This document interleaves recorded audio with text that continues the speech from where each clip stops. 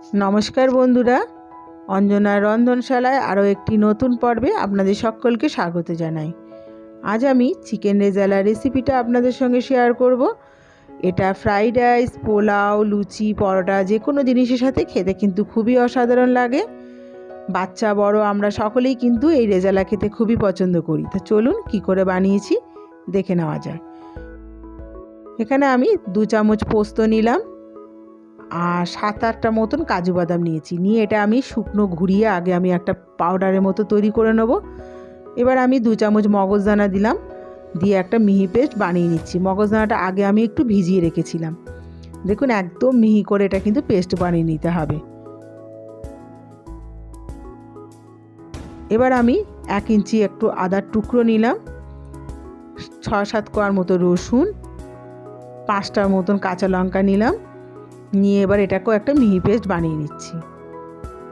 এবার আমি আরও একটা বড় সাইজের পেঁয়াজ ডুমু করে কেটে নিয়েছিলাম, সেটাকেও আমি একটা মিহি পেস্ট বানিয়ে নিচ্ছি। এই রেজালার পেস্ট কিন্তু খুবই মিহি হওয়া চাই। এখানে আমি 1 কেজি মাংস নিয়েছি। মাংসটাকে আমি আগে থেকে ধুয়ে ভালো করে জল ঝরিয়ে নিয়েছি। এবার আমি একে একে বেটে রাখা পেস্টগুলো সব দিয়ে দেবো। পোস্ত, মগজদানা, কাজু বাদাম বাটাটা দিলাম। এবারে আমি রসুন, কাঁচা লঙ্কা, আদা বাটাটা দিলাম। এবার আমি এখানে 3 চামচের মতো টক দই ভালো করে আমি ফেটিয়ে নিয়েছিলাম, নিয়ে এটা দিয়ে দিলাম। দিয়ে এখানে আমি 1.5 চামচ নুন দিলাম, দিয়ে ভালো করে হাত দিয়ে ভালো করে মেখে এটা ম্যারিনেট করে নিচ্ছি। রেজালার মাংস যত ম্যারিনেট করা হবে ভালো, তত কিন্তু স্বাদ ভালো আসবে। এবার আমি 2 ঘন্টার জন্য আমি এটা রেস্টে রেখে দিলাম। আপনারা চাইলে এটা ওভারনাইটও রেখে দিতে পারেন, তাতে আরও ভালো হয়। এবার আমি 2 ঘন্টা বাদে কড়াই একটু তেল গরম করে নিয়েছি, সাদা তেল, আর 2 চামচের মতো একটু মাখন দিলাম। এবার 6-7টা মতন গোলমরিচ আমি একটু ফাটিয়ে নিয়েছি থেতো করে, 2টো দারচিনি একটু টুকরো দিলাম, 4টে মতো ছোটো এলাচ দিলাম। দিয়ে নাড়াচাড়া করে যখন সুন্দর গন্ধ বেরোবে তখন আমি মাংসগুলো একে একে করে দিয়ে দেবো।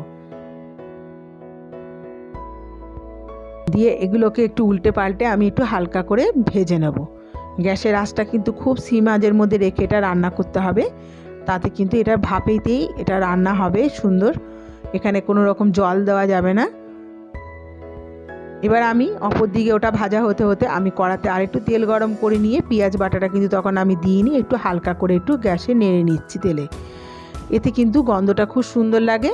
আপনারা চাইলে এটা একসাথেও মেখে নিতে পারেন, আমার কাঁচা গন্ধ লাগে বলে তাই আমি একটু তেলে নেড়ে নিলাম। এবার যে ম্যারিনেট করেছিলাম তার গ্রেভিটাও আমি দিয়ে দিলাম, দিয়ে পেঁয়াজ বাটা আর গ্রেভিটা সব একসাথে মিশিয়ে নিয়ে একটু উল্টে পাল্টে মাংসগুলোর গায়ে মাখিয়ে নিচ্ছি। দেখুন এরমভাবে হালকা করে নেড়ে নেড়ে কিন্তু সব আমি মিশিয়ে নিচ্ছি গ্রেভিটা। এতে কিন্তু মাংসের গায়ে সব মশলাগুলো ভালো করে ঢুকবে। এবার 45 মিনিটের মতন আমি গ্যাসটা একদম সিম আঁচে রেখে আমি এটা রান্না করে নেব। রেজালা রান্না করা কিন্তু খুবই সহজ, শুধু একটু পেস্টগুলো যদি একটু ভালো করে নেওয়া হয় আর ম্যারিনেট যদি ভালো করে হয় তাহলে কিন্তু এটা করতে বেশি সময় লাগে না। এবার আমি এটা 35 মিনিট পরে তুলেছি। 1/2 চামচ চিনি আরও সামান্য একটু নুন দিয়ে ভালো করে নাড়াচাড়া করে মিশিয়ে নিয়ে আরও মিনিট 2-3 মতন আমি একটু ফুটিয়ে নিচ্ছি চাপা ছাড়াই। মাংসটা কিন্তু যেহেতু টক দই দিয়ে ম্যারিনেট করা হয় বলে কিন্তু খুব তাড়াতাড়ি কিন্তু এটা সেদ্ধ হয়ে যায়। এবার আমি এর ওপরে 7-8টার মতো গোলমরিচের থেতো করে একটু গুঁড়ো করে দিলাম। এতে ফ্লেভারটাও খুব সুন্দর আসবে। হালকা একটা চিনচিনে একটা ঝাল ভাব গোলমরিচটার জন্য, সেটাও কিন্তু খেতে ভালো লাগবে। সবশেষে আমি আরও 1 চামচের মতো একটু বাটার দিয়ে দিলাম। আমার রেজালা কিন্তু রেডি হয়ে গেছে। এটা আমি 2 মিনিটের মতন আমি এটা রেস্টিং টাইমে রেখে দিয়ে তারপরে আমি গরম গরম এটা পরিবেশন করে নেব। এবার আমি গরম গরম এটা পরিবেশন করে নিচ্ছি। এটা ফ্রাইড রাইস, পোলাও, লুচি, পরোটা যে কোনো জিনিসের সাথে খেয়ে দেখবেন, খুবই অসাধারণ লাগে। আশা করি আমার রেসিপিটা আপনাদের ভালো লেগেছে। আপনারা বাড়িতে এইভাবে তৈরি করে দেখবেন। আমার রেজালা রেসিপিটা কেমন লাগলো কমেন্টের মাধ্যমে জানাবেন।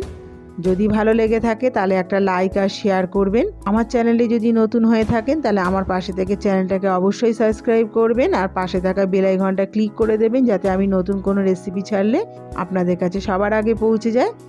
ভালো থাকবেন, সুস্থ থাকবেন। আবার নতুন কোনো রেসিপি নিয়ে আপনাদের সামনে হাজির হব। ধন্যবাদ।